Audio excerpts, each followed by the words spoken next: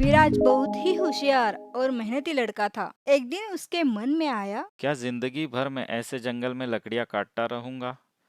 क्यों ना मैं चंदनपुर जाकर कुछ ढंग का काम सीख लूं। दूसरे दिन सुबह वह चंदनपुर निकल जाता है। चंदनपुर जाते ही उसकी मुलाकात जादूगर कबीर से होती है। चंदनपुर में जादूगर कबीर बहुत ही लोकप्रिय था। सभी लोग कबीर के माया जाल से परिचित थे। कभी कभी वह हिरन को मुर्गी में बदल देता, मुर्गी को बंदर में, बंदर को तोते में बदलता, तोता आकाश में ऊंचा उड़ता और अचानक मछली में बदलकर पानी में नीचे गहराई तक जाकर वापस आता। इसलिए कबीर एक मायावीर जादूगर था।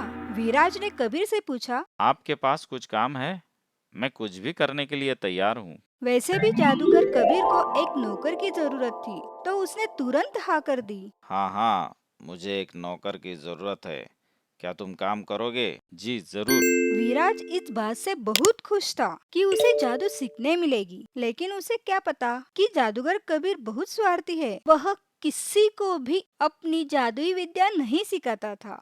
इतना ही नहीं, जिस कमरे में उसकी जादुई किताब और सामग्री होती थी, उस कमरे को वह ताला लगाए बंद रखता था और उसकी चाबी खुद के पास रखता था। विराज ने जादुई विद्या सीखने का ठान लिया था, लेकिन जादूगर भी बड़ा होशियार था। हमेशा वह कमरे के ताले की चाबी खुद के पास रखता था और उसे कहीं पर भी नहीं छोड़ता। लेकिन एक दिन जल्दबाजी में जादूगर उसकी चाबी कुर्सी पर भूल गया। फिर क्या था? विराज ने यह सुनहरा मौका देखा और बोला, अरे भाई वाह! जिस दिन का मैं बेसब्री से इंतजार कर रहा था, वह घड़ी आ गई। अब मैं इस चाबी की मदद से दूसरी चाबी बनाकर लाता हूँ। और उसने दूसरी चाबी बना ली। जब भी जादूगर बाहर जाता या रात को सो जाता, तो विराज उस कमरे में जाकर चुपचाप जादुई किताबें पढ़ता और उसमें दिए हुए प्रयोग भी करता। एक दिन ऐसे ही, जब विराज चुपचाप जादुई किताब पढ़ रहा था, तभी वहां अचानक जादूगर कबीर आया। विराज को वहां देख जादूगर को गुस्सा आया। विराज, तुम्हारी हिम्मत कैसे हुई इस कमरे में आने की? चोर कहीं के, मेरे कमरे में घुसकर किताबें पढ़ रहे हो। सिर्फ किताबें पढ़कर कोई जादूगर नहीं हो जाता। रुको, मैं तुम्हें अच्छा सबक सिखाता हूँ। तुम्हें अभी कुत्ता बनाता हूँ। ओम काम क्रोम क्रीम क्रोम। मंत्र बोलने लगा, लेकिन यह क्या?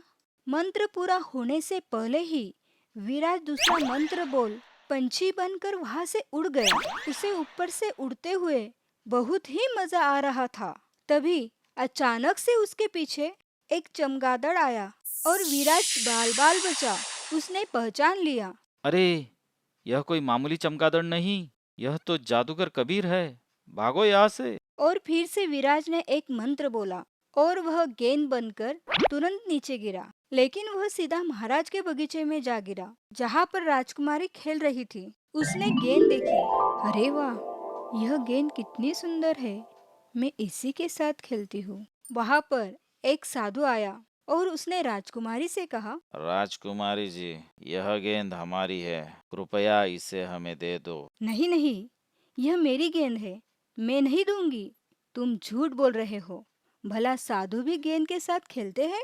इतना सुनकर साधु महाराज को गुस्सा आया, क्योंकि साधु ही जादूगर कबीर था और उसने शेर की आवाज निकाली। डर के मारे राजकुमारी गेंद को वही छोड़कर भाग गई। अब तुझे मुझसे कौन बचाएगा मूर्ख? अचानक जादूगर कबीर उस गेंद को पकड़ने के लिए चूहा बनकर दौड़ा। यह देखकर विराट ने जरा भी देरी न करते हुए मंत्र पढ़कर बिल्ली का रूप धारण कर लिया और ऐसे चूहे को दबोचा। हाय हाय हाय, मर गया रे। छोड़ दो मुझे, मुझे माफ कर दो। लेकिन तब तक देर हो चुकी थी। बिल्ली ने अपना काम कर दिया था। विराज ने अपना रूप फिर से बदला और वह उसके असली रूप में आ गया। यह सब जादू राजकुमारी देख रही थी और उसे यह नया जादूगर विराज बहुत पसंद आया। क्या तुम मुझसे शादी करोगे?